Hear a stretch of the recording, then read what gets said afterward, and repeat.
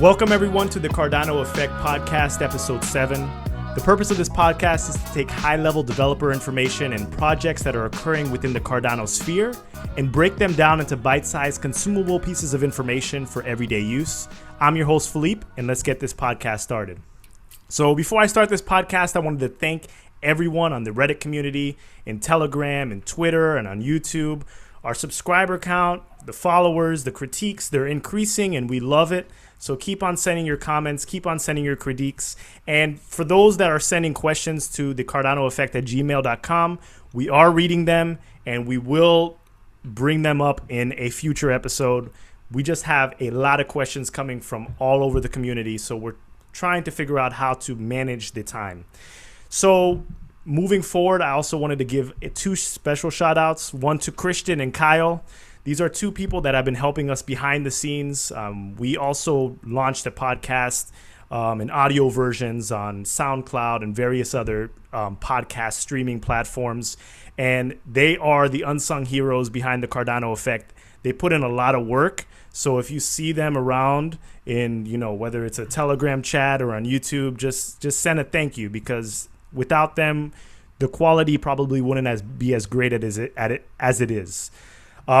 Before we start, none of what we say is financial advice. If you feel like you need some financial advice, find a financial advisor, or, I always say that you're your best financial advisor. If you don't think so, find someone who's qualified to do so. We're not at this show.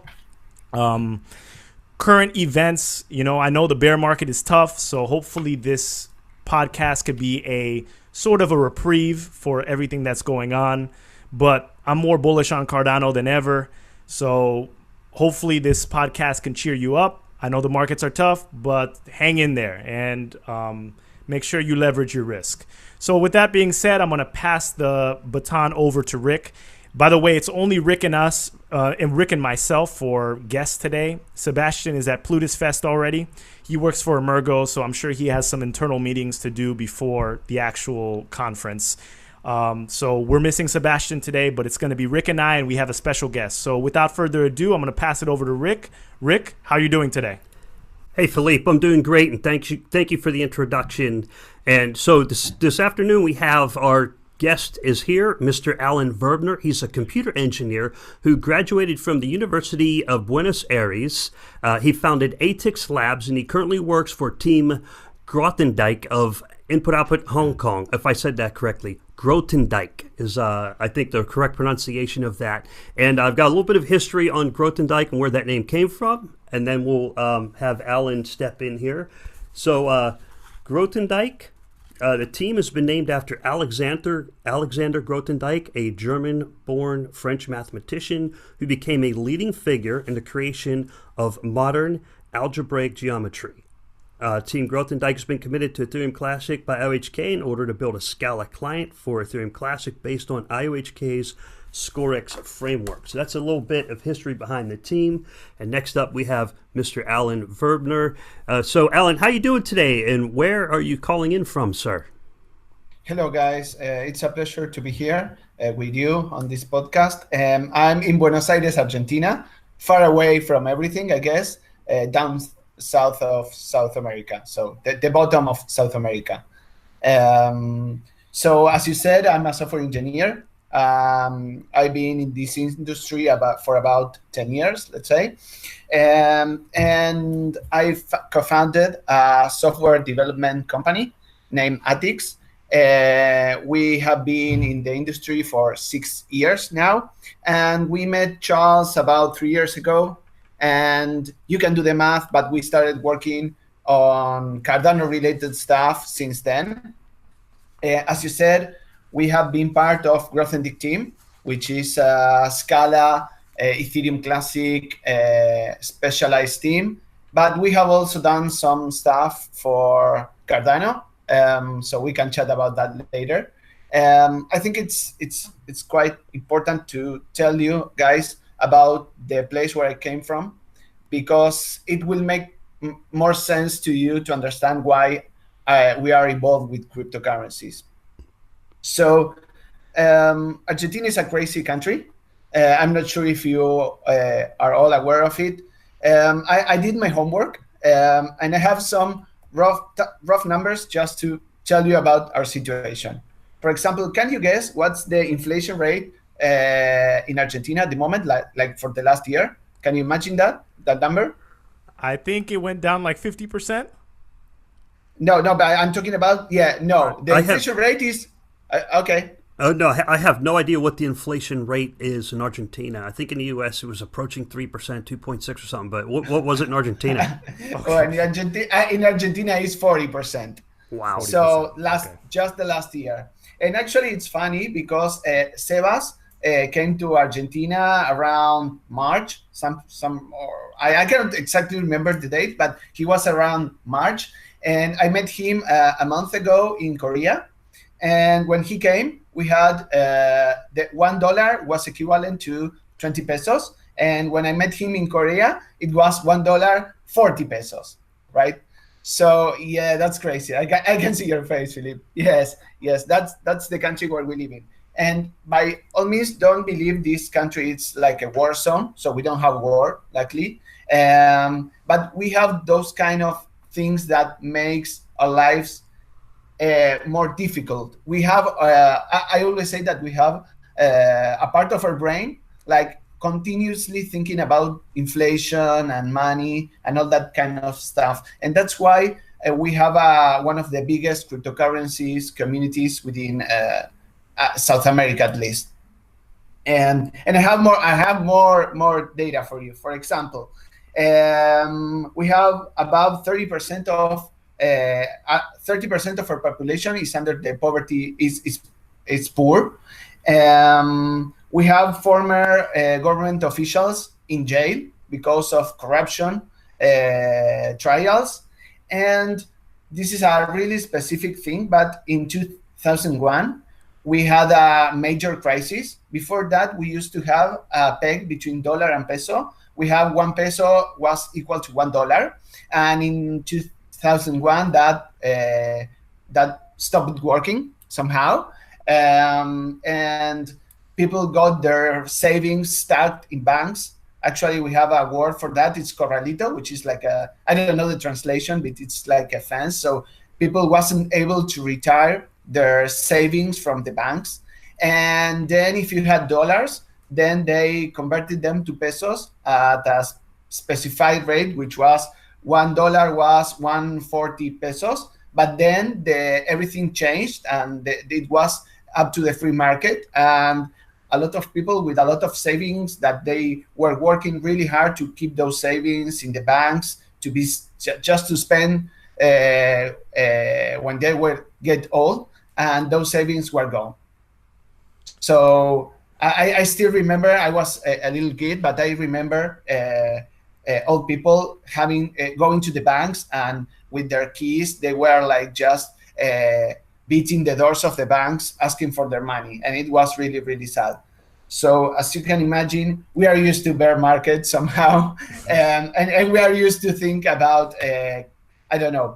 this exchange rate is and all these things that makes our life, as I said, more difficult. And also we think that cryptocurrencies are a way to escape from that scenarios, right?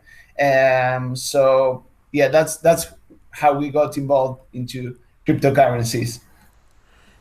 Yeah, Alan, I saw the link that you had sent me earlier when we were emailing back and forth, and I read through that article from 2001.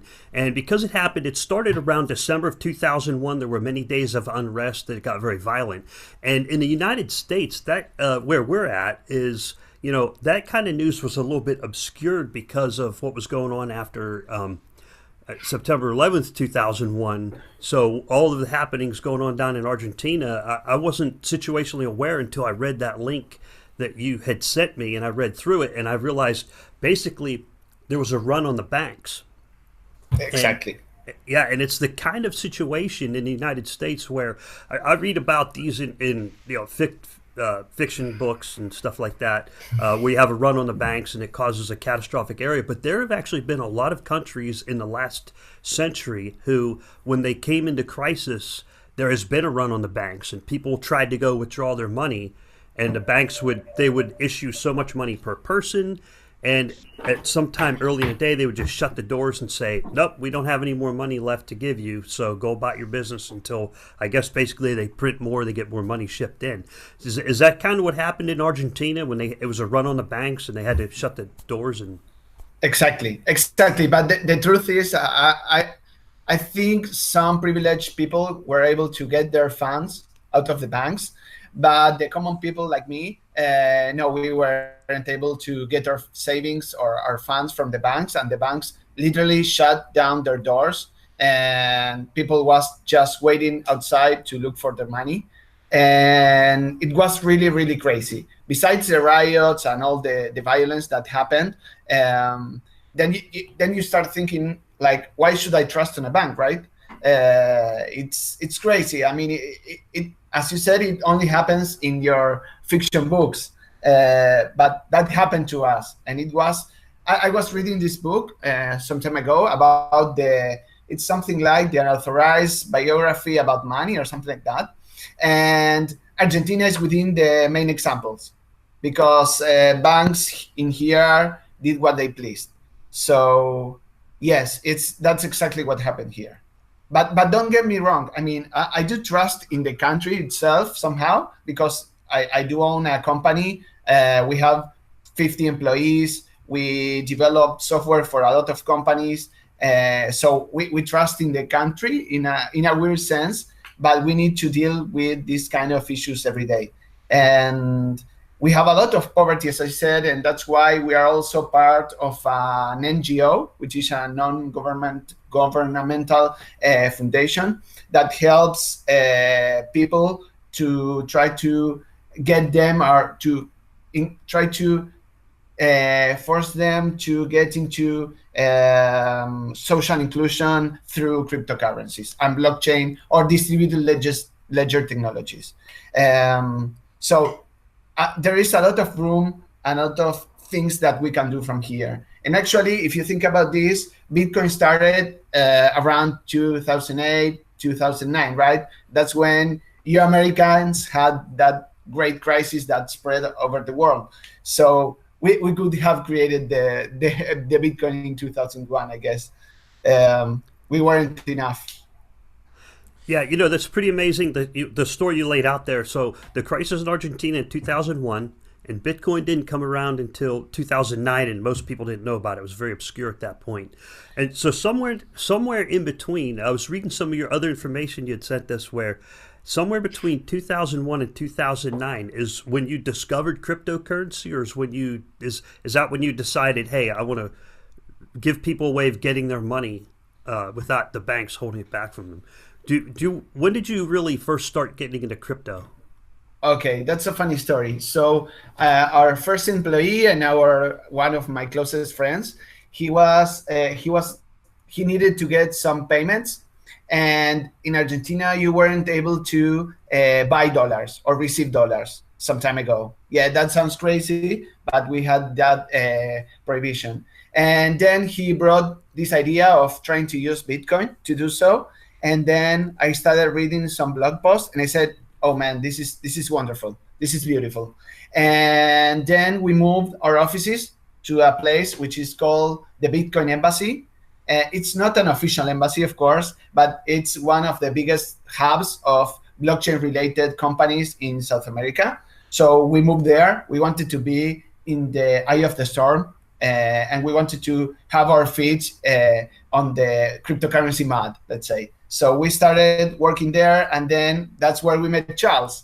And one thing brought another thing, and then we met Charles. We have our first Cardano-related project, which I'm not sure if I can tell you about. It's related to the pre-sale, let's say. And then we got another cryptocurrency project, and then now we are a blockchain-related development company. So yeah. So I'm curious about the Bitcoin embassy that you spoke about.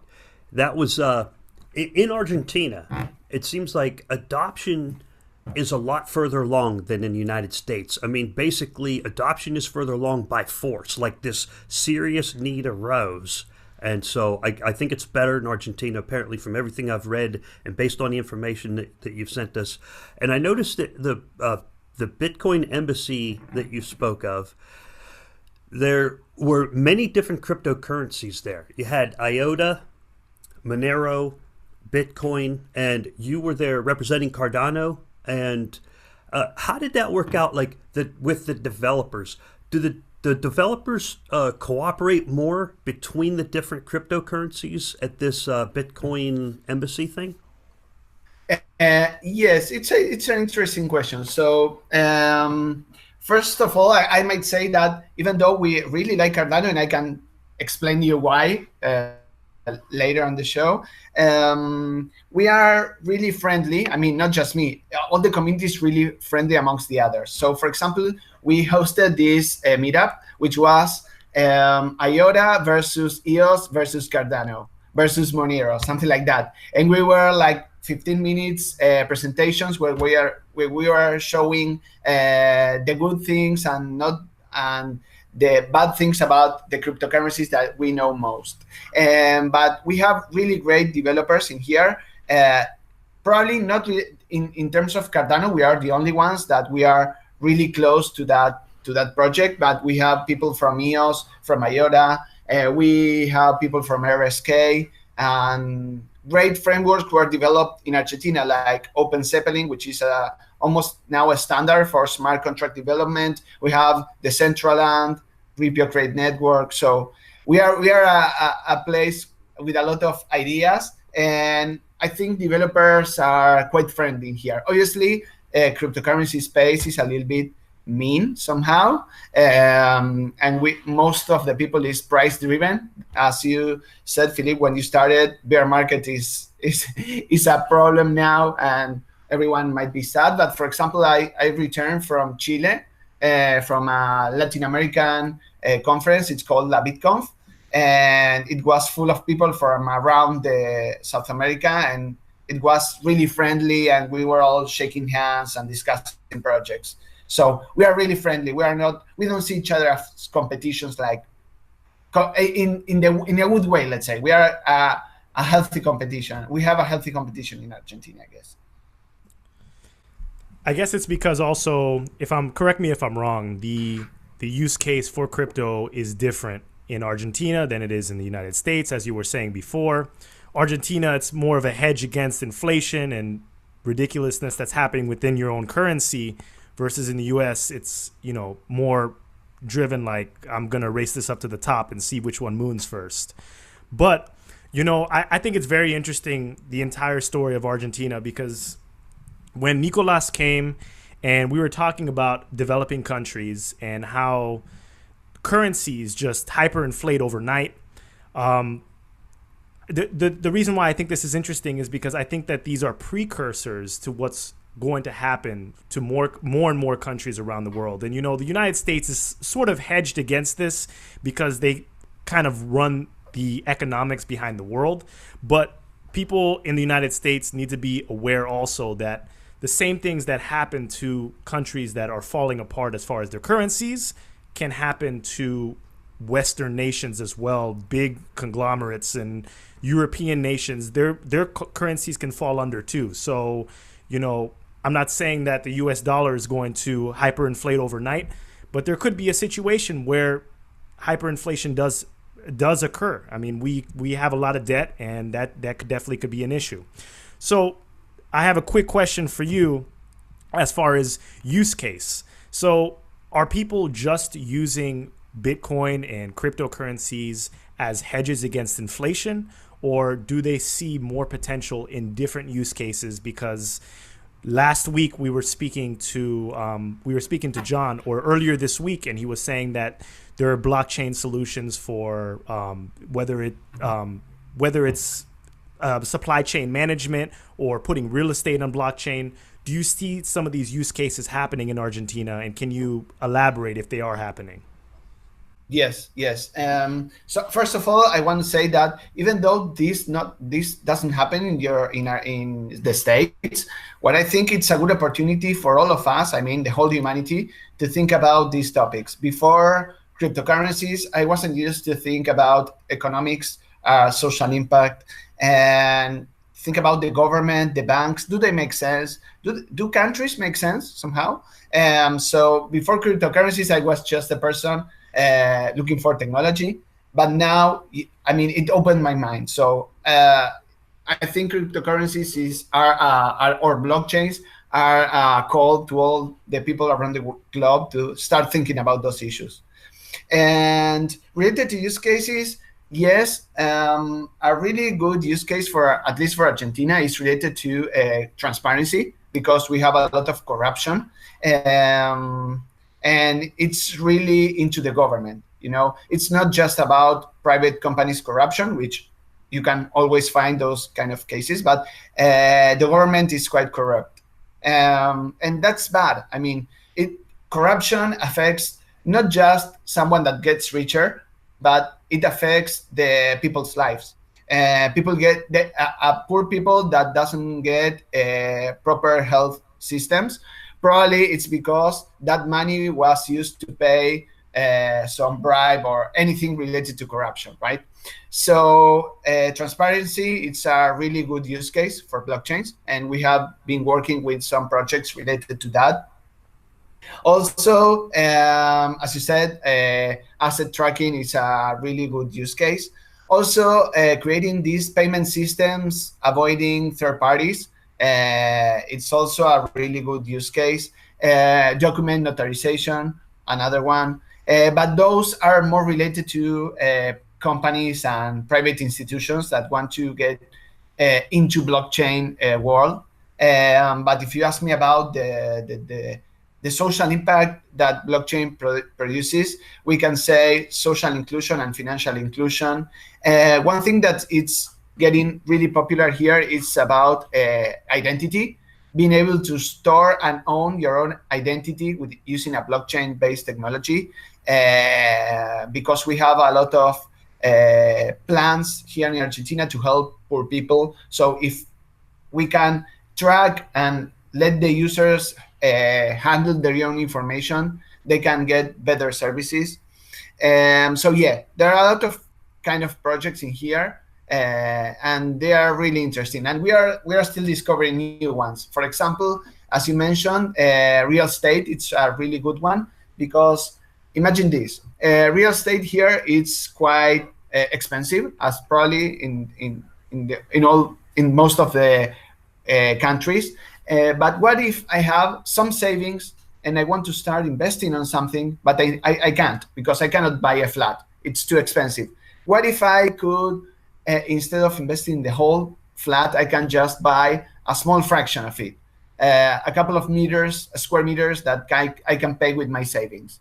So those kind of use cases are getting stronger in Argentina as well. Well, that's pretty amazing. And you know, when it comes to the banks dealing with cryptocurrency, as Philippe was saying, we're talking with John O'Connor earlier this week. And in Africa, the central banks have a little bit of pushback towards cryptocurrency because the banks want to control the currency. How are the banks doing in Argentina? Are they receptive of cryptocurrency coming into the ecosystem, or do they give a little bit of pushback?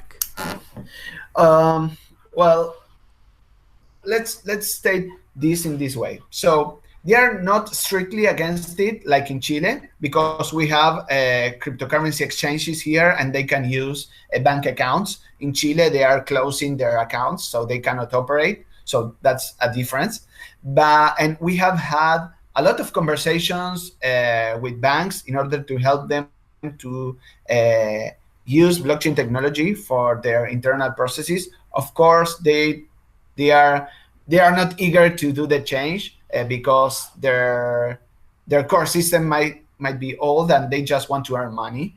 But they are listening. We are having conversations. For example, our central bank held these meetings and these discussion panels about how to introduce blockchain technologies within our society.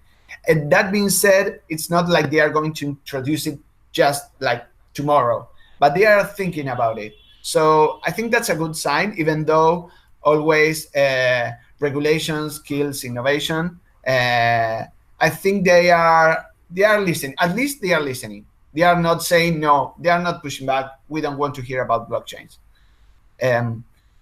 So yes, it's not like other countries, like, as I said, Chile, for example. Yeah, so it sounds like Argentina is a lot more progressive than other countries where the people have adopted it more so. The banks are not pushing back. That sounds pretty good. And you get real estate is a possibility for putting, stuff on a blockchain. I don't know, Philippe, you got any other questions on that area? No.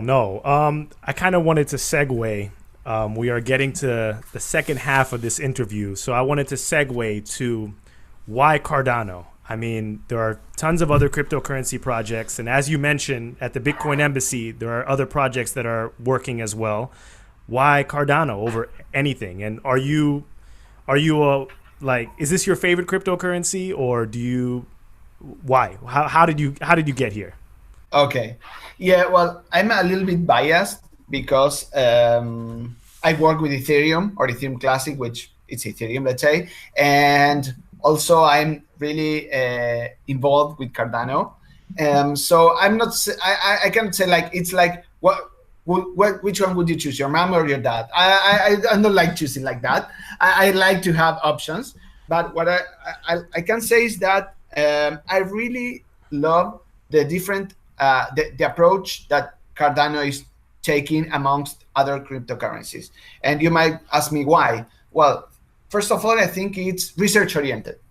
Within Cardano, there is nothing that it's like a software engineer sits down and starts writing code and says, hey, I have a new blockchain, you can use my code. No, even though I'm an engineer, I feel more comfortable with development process that Cardano proposes. So first, you have a bunch of researchers that are creating papers, that are doing peer review.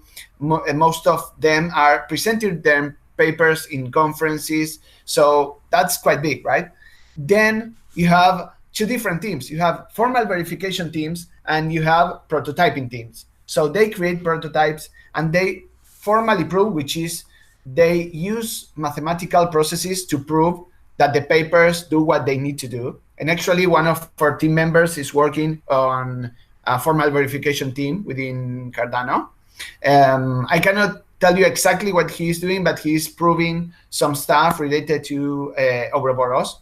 So basically, he has this language, which is called Isabel, and he tries to prove using that language that the paper works as expected. And then that code can be used to write some Haskell code. So we are using, or Cardano is using techniques that are really expensive, and they are closer to what we are hoping for, airplanes, right? We are trying to prove that the code works as expected. And it's not just an engineering test that I can test that everything runs. It's like using mathematics. It's not test cases based. It's like using math, which is the most powerful tool that we have to prove that the code works. So that's, for me, that's mind blowing. And also I as an engineer, receiving those specifications and prototypes makes my life much easier. Obviously, I need to read more papers. I read more papers while I was working with IOHK rather than my whole life, let's say, more than in college.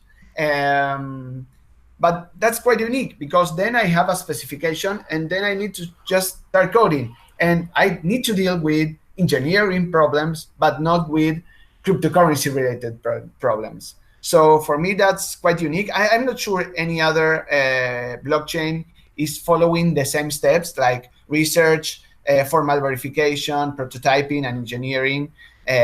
So for me, that's quite unique and it's mind-blowing. So I want to add to that question. You mentioned the mathematical rigor of Cardano, and that's definitely one of the points that you emphasize, and how important it is to you as a developer in order to write good code. Can you give us an example for the listeners out there? What happens when you do not use these methods? What happens when you do not use formal verification? What happens when you rush code? What's the worst case scenario? Oh, well, everything can be broken. You can find issues that you weren't expecting. For example, someone says, okay, I need the blockchain to be like this. And then you as a software engineer, you interpret that and just code it. But you might be missing some parts. How can you prove that what you implemented follows the specifications? Well, we as engineers, we have some tools, like we can write automated tests, but we are dealing with more complex stuff. Stuff that can work within your automated tests, and you can also do you can have people testing the stuff, but without formal verification, you cannot be sure that what you have implemented follows the specification. So if that happens, you might be lucky, and then you will be able to fix it before someone else finds it, or you might get a really big problem in production, which is a live mainnet.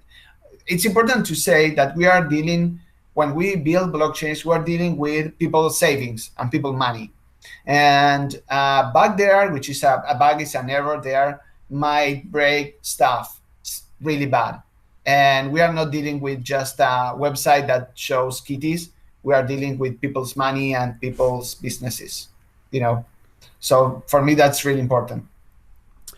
Well, so this thing like Isabella, now you'll have to forgive me. I'm not a software engineer. I'm not a programmer, but there's a lot of different names for projects, like Plutus, Isabella, Marlowe, and I've read more papers in the last 8 or 10 months than I've probably read in my entire life, research papers, because I find them very interesting. I find them very hard to understand, especially when it gets to the complex math, but I do find them very interesting. And I was watching one of your videos because I can understand the videos a little bit better than I can understand the papers. And in one of your videos, you had you're going over what a piece of software does, and this piece of software can accept natural numbers to come into it, and then it does its process, and then it outputs something. Is that what Isabella does? Does it test the total range of all the possible inputs to make sure that the outputs will work, and if something's a bad input, it'll reject it correctly? Is that what Isabella does? Not exactly. I mean, that's powerful. That's something like property-based testing. But what Isabel does is, do you remember in school when you had to prove that you had an equation and you had to prove some stuff, and then you go through equivalency statements until you get something that says, okay, this is equivalent to this one. So in Isabel is a theorem prover. So you have these hypotheses, and you state them in this specific language, and you say, this is equivalent to this, which is equivalent to this, and this is the result. And Isabel runs that statements and say, hey, you're right, you didn't break anything. So for example, one example I can prove is for example, within Ouroboros paper, it states that you can send a message to several peers, right? Like if I want to send a message to you and Philippe, I just send a message and you both receive it.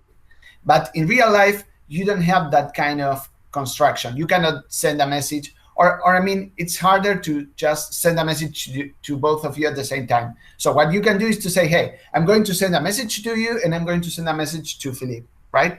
It's not exactly as it was specified in the paper.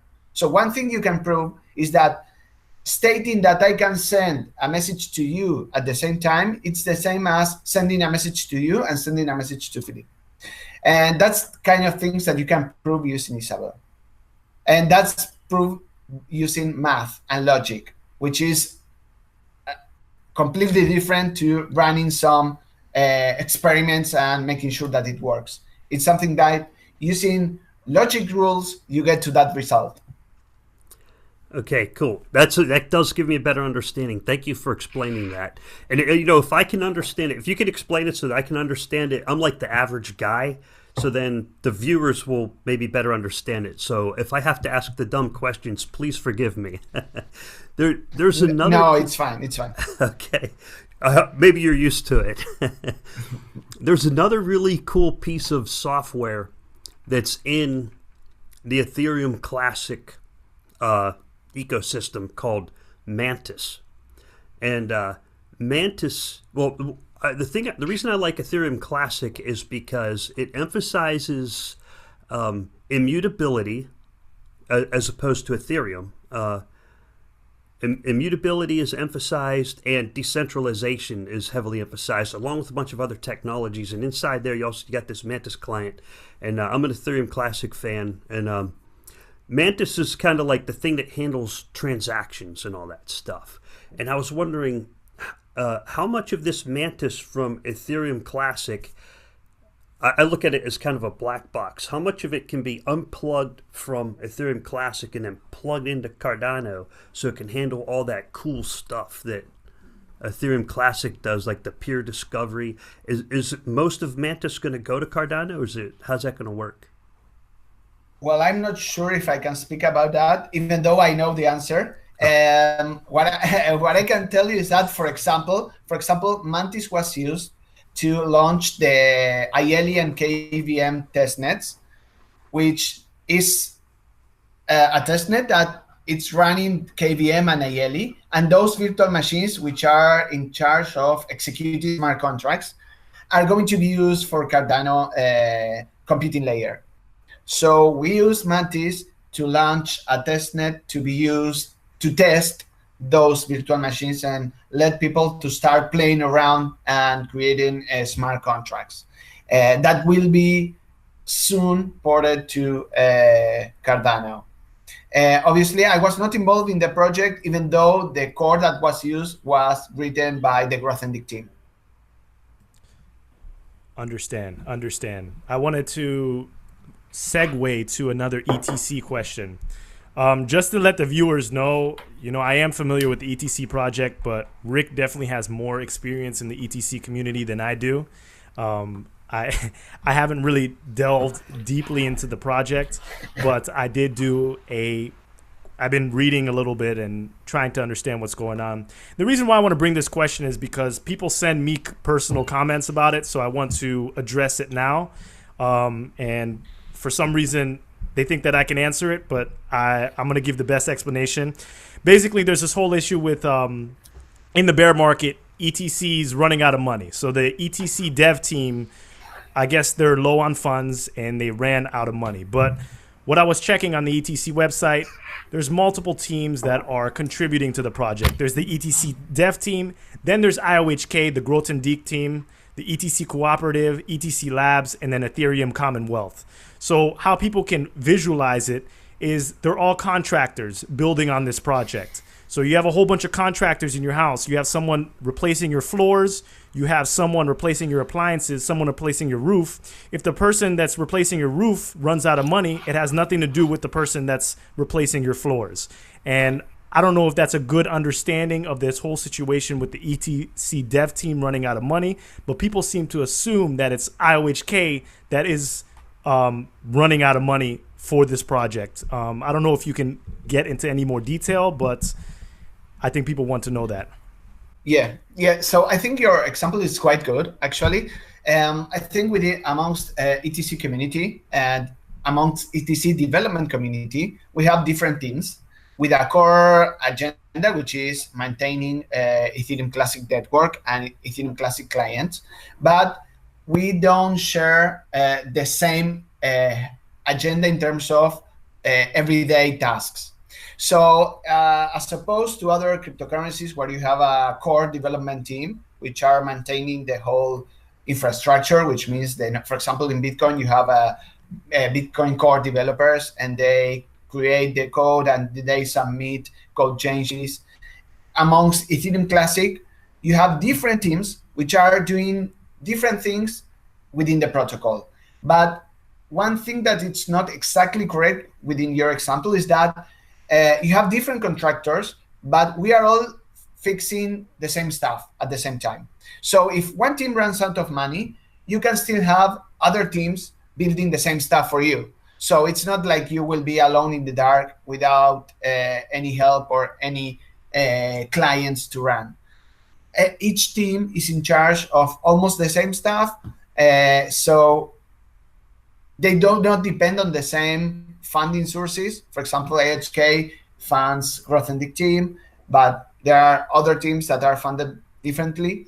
So let's say that you are building a house, but you're building a lot of houses at the same time. And if a team runs out of money, you can go and host yourself in a different house. So that being said, I understand that there might be the sense of a crisis within Ethereum Classic community, and it's fine. I met the Ethereum, the ETC dev guys, and they are really nice. So it's not happy for me, or they are sad news for me. But yes, that's what you said. So basically, whatever work ETC dev team was doing can be relatively easily absorbed into the other teams while their efforts are suspended, or maybe the employees could migrate over to the other teams. I don't know exactly how that would work, but due to the very thorough decentralization of all the Ethereum Classic teams, the loss of 1 out of 5 teams is not going to stop progress. I'm still seeing a lot of news coming out on Twitter and through all the social media that all the Ethereum Classic events that are scheduled throughout the next couple of months, it's still coming out in all the media. Just the Ethereum ETC dev team problem was just another factor in the news, but unfortunately it affects the developers over there as well. So I guess we can segue into the future. And what are you most excited for in the future of Cardano? What features are you looking forward to, and what's your vision for Cardano long term? Okay, so that's a tough question. What I would really like to see is the computing layer. I'm eager to start developing smart contracts that I could deploy in Cardano network and be able to use ADA or Cardano, let's say, as a settlement layer, and use ADA as a token. I think that's thing that I'm eager to see. We as a company develop a lot of smart contracts for other people, and we would love to be able to offer those companies the ability to pick Cardano as a blockchain to run their businesses. Yes, that would be the answer. So you're looking for like B2B solutions as soon as the computing layer is okay. All right. That makes sense. Yeah, because as soon as it's running. Yeah, most of the services that are provided by Ethereum or by Rootstock or by EOS will be able to be soon will be able to be deployed in Cardano. And that's really interesting for us, because as I told you, I really love the project because of the things that I mentioned. So about their development process and their caution when they are developing stuff. So what about if we could provide the companies that we work with that network to deploy their smart contracts? That would be great. And sorry, go ahead. Sorry, go ahead. Okay, so when you say it'll be working in Cardano, for example, I think I saw a video where you did a demonstration with Daedalus, and Daedalus was actually able to receive Ethereum. Is that what that means? Like it'll be able to. Daedalus is basically a full node, and the Ethereum will be able to pass into Daedalus or Ethereum Classic. Is that how that's going to work? No. What I'm trying to say is that as it's going to be almost compatible in sense of development process of, let's say, a second layer development process, we will be able to create software that could be deployed in Cardano. So we will be able to say, hey guys, do you want to run, for example, an authorization service? Let's use Cardano to deploy that. Or do you want to create a betting system within a smart contract? Why don't we use Cardano instead of using Ethereum? That's going to be interesting, mostly because it's proof of stake based. It's going to run faster. I don't know. I'm really eager to see the Cardano computing layer soon. Are the businesses that you're working with currently, are they already expressing interest in this, although they may not know what Cardano is offering, but trying to move their solutions onto the blockchain? Yes. Actually, I've been approached by several people saying, "Hey, I have an idea. I want to deploy it to Cardano," and I said, "No, wait. The computing layer is being developed at the moment. It's going to be possible, but they have really good ideas. So, Okay. yeah." That sounds good. That sounds good. And viewers, you have to remember that Alan is one guy. He owns his business.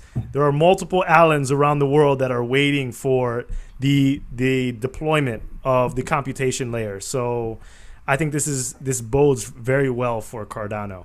Are you familiar with like, have you used Ethereum, and what are the drawbacks for Ethereum as far as their smart contract layer? No, I mean, that's another tough question. I mean, I like Ethereum, but I have a piece of my heart related to Cardano. So it would be great to be able to use Cardano as well and give our customers options. I think that would be great. I think having a proof of stake based system running smart contracts, besides other options like EOS, it's great, and I'm eager to try them. Okay. As far as I was reading in the Ethereum Classic roadmap that in 2019 they're going to be looking for like IoT solutions. Do you see IoT being a part of Cardano in the future? I haven't heard anything about that. I think within the roadmap there are other stuff. Uh, I'm not sure. I don't think IoT is within the Cardano roadmap. So no. So there was some other information that I'd seen online from some of the research you sent, and you're talking about a client where you use Scala. It's like the programming language that you use. I think I had some notes on that. Okay, so this Scala client only uses 15,000 lines of code, and it makes it very efficient in its use. Is that Scala client the one that's being used in Cardano? No, Cardano was written in Haskell, although it could be written in Scala as well. Scala is somehow similar to Haskell. It's not. I mean, Haskell is here. You have other languages here, and Scala might be between the middle, closer to Haskell.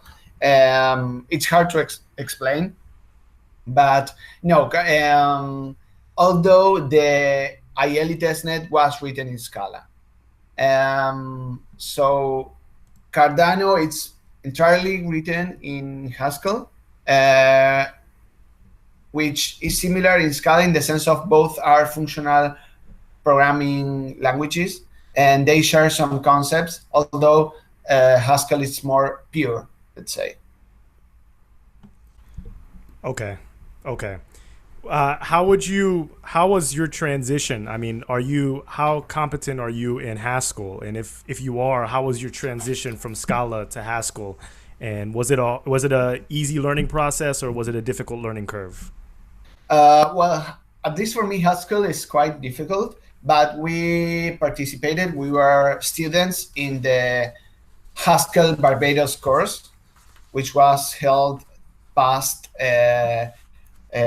January. So we learned about Haskell there. And coming from Scala, it wasn't that hard. And it was a really good experience. And after that, then we switched to Haskell, actually. We were the team, well, let's say the Grothendieck Buenos Aires team was in charge of developing Icarus wallet, which is the reference wallet that was used to develop Yoroi. So I'm not sure if you are aware of it, but there is an open source repository. Actually, there are three. We developed a light wallet based on the Cardano node Haskell code, but within its front end, the front end was written in JavaScript, so it can be run in the browser as a Chrome extension. And that was the starting point that used Yoroi to improve or create their own wallet. Okay. So you mentioned Yoroi.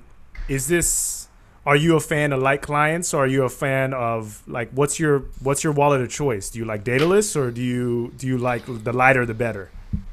Well, I think we need light clients because most of the people can run a full node within their own machines because of performance reasons or because they are not online most of the time and they just need to be able to send funds whenever they want to. But I think a strong cryptocurrency needs a lot of full nodes, a lot of decentralization. So for me, it's better if we have both alternatives and some people can run full nodes or wallets with full nodes. And also we provide some specific users like clients so they can just open it and send funds straight away. I think we need both within the ecosystem. Philippe, you know what I think I need to do after this video? I need to make a functional block diagram that shows little blocks and arrows that says this is a thick client or a heavy node, and this is a thin client or light node, and it points to a server, and these ones are peers. And I think if I make a functional block diagram, I think I'll understand a lot better. But this is really good. I'm learning a lot from you. That's basically in a light client, you are not running the full node, but someone else is running the client for you, the full node, I mean, and you just connect to it. Obviously, that's more centralized, but all the cryptographic functions and all your private data is stored in your computer. So you are not leaking your funds. There is no chance that someone can steal your funds. Obviously, they can see what you request to the server. So you give some privacy. You are getting less privacy in order to be able to use your wallet faster. But there are different use cases, and both are required and needed. I think Daedalus is a great wallet, and being able to run your own full node gives you more functionality, not just for you, because first of all, you don't leak any information to the network, but also you will be able to interact faster when smart contracts come to the play. So I think both have their own advantages. And actually what I would suggest you is to create this kind of diagram with questions like a flow chart, and you can decide if you want a light client or a full node client. And I gladly help you to do so. Thank you for that offer. I think I need it.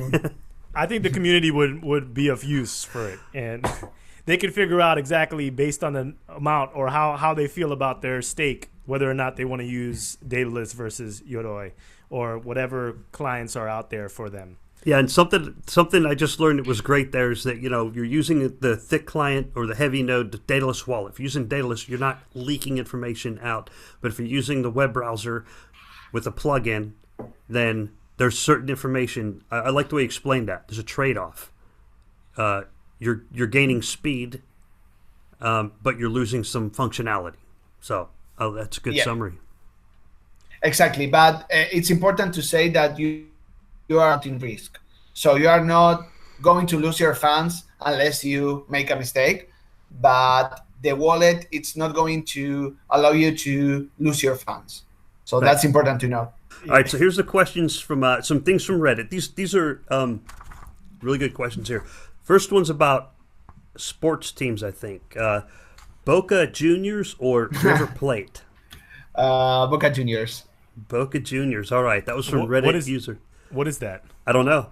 So in Argentina, let's say that we have the two biggest teams are Boca Juniors and River Plate, and they go to the South American finals, and they were supposed to play, and within the second match wasn't able to be played because some hooligans incidents, and that was crazy.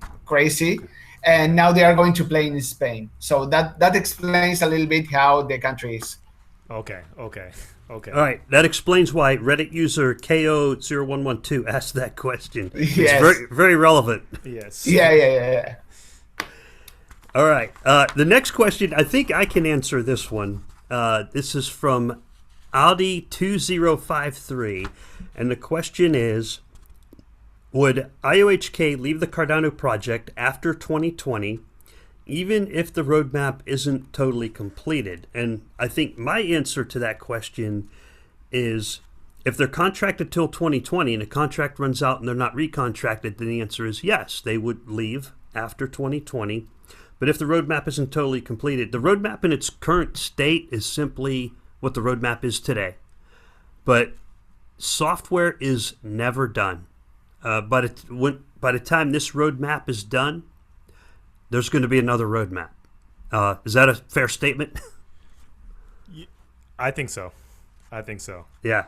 And then also in an AMA like last year, Charles expressed he was so adamant about it that even though it runs out after 2020, he wants to be working within this project for a very long time. He said he would come back and work for free in one of his other AMAs back in the day. So, I mean, people think that 2020 is the end-all, be-all, but it could be furthest from the truth. And just a quick segue to the Cardano roadmap that was released this week. People are unhappy with the results because one thing goes up 5% or the other thing goes up 10%. Things need to be done methodically, and sometimes there's delays. There are delays. It's Q4, there are delays. There are delays constantly. But the fact that they're keeping themselves accountable and putting a transparent roadmap is the thing that you need to be concerned about. And people need to understand that things get delayed, and it's better to do things correctly than to push incorrect code, because like Alan was saying, things can go wrong and people's money can be stolen. So yeah, and here's my take on percentages. People make them up. They just kind of guess. They say, about 80%.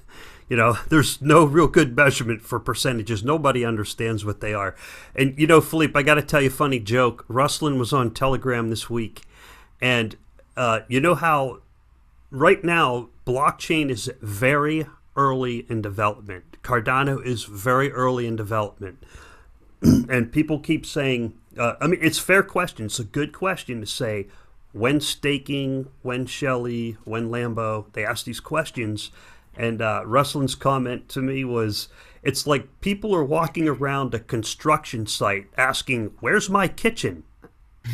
I'm like, yeah, that's kind of what I do sometimes, but it's the same thing, right? Yes. All right. Perfect analogy. It's a good analogy.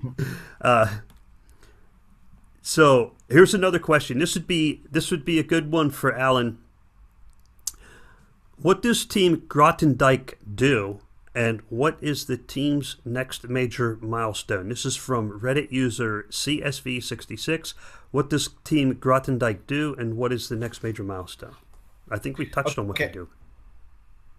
Yeah, I can just summarize what I said before. So Grothendieck team is the Scala-related team within IOHK. The team is now split in three.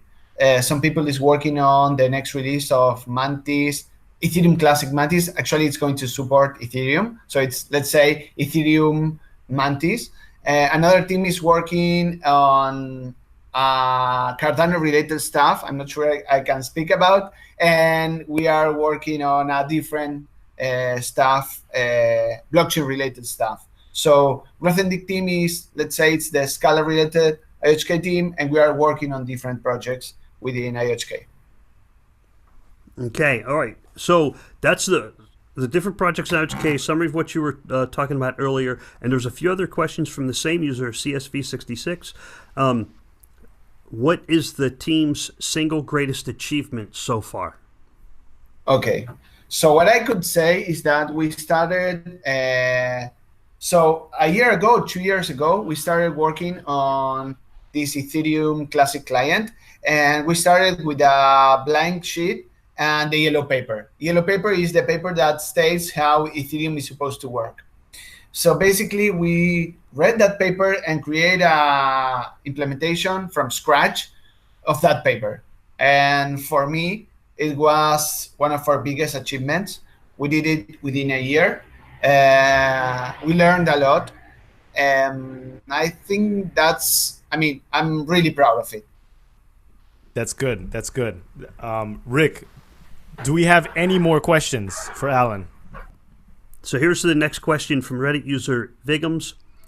What is preventing more widespread use of cryptocurrency in South America, and what can be done to help that? Okay, so I think education is one of the biggest things. Actually, when we are presenting blockchain-related projects to people, most of the time we are educating them. So we are used to do workshops and explain about the technology before jumping into what they need to achieve, right? So I think education, people needs to understand not just about cryptocurrencies, but about how to keep their private keys safe. What does it mean to have a private key? How not to lose their mnemonics?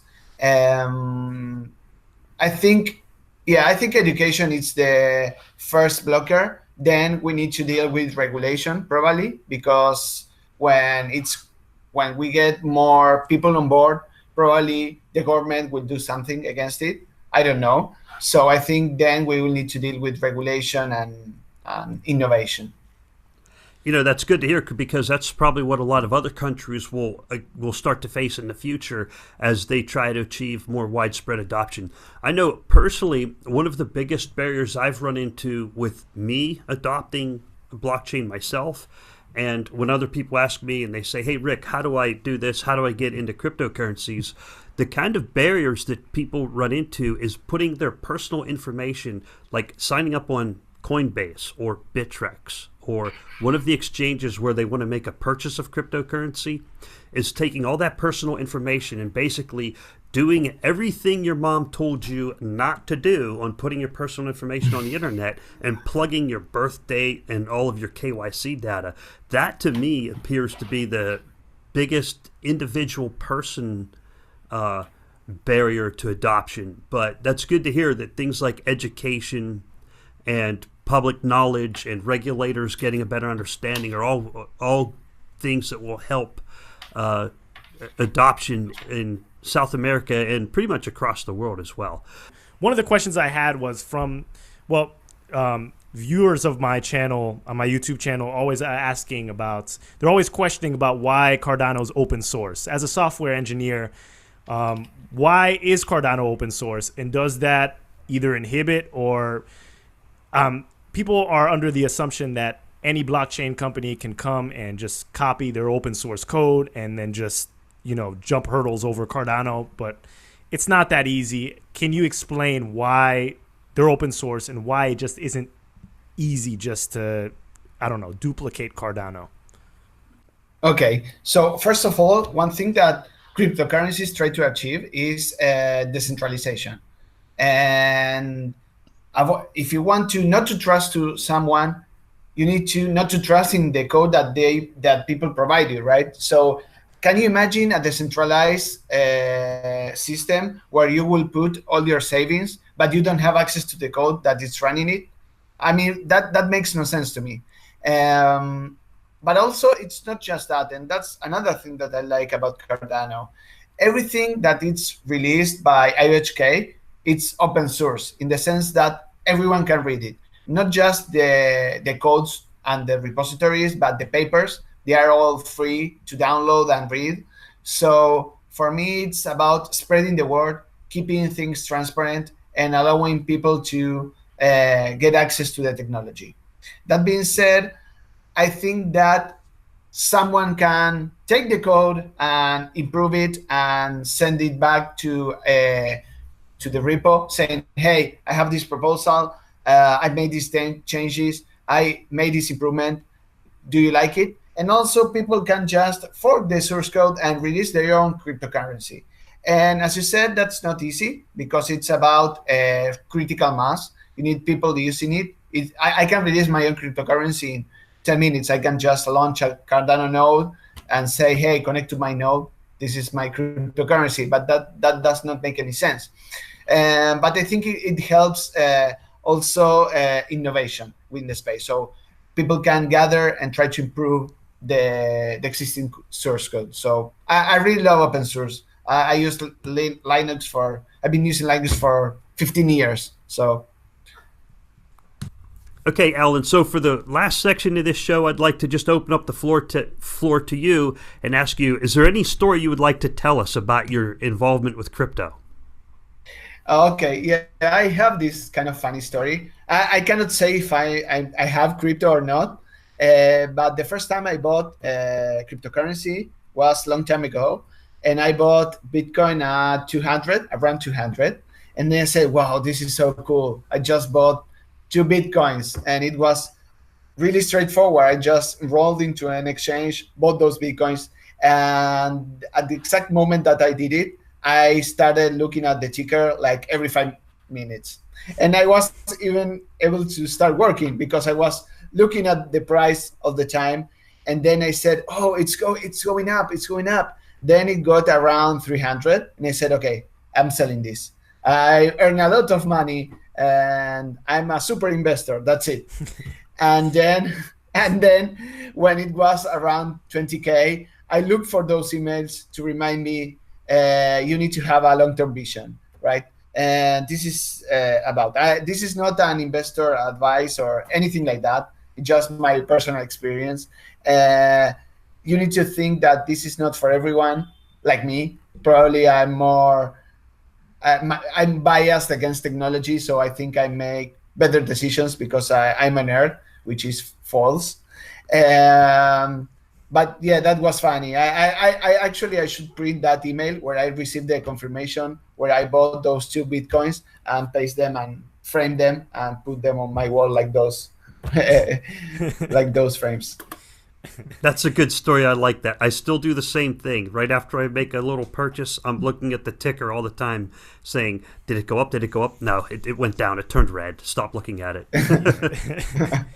Yeah, well, it's tough. I think a lot of people can relate to it. And, it's about the long-term vision, sticking to the fundamentals and understanding what you're investing in. We're all like very early adopters / investors still. That's why volatility is so high. But over time, things will get better. But it's just about waiting that time and figuring out what you want to do. But hedge yourself correctly.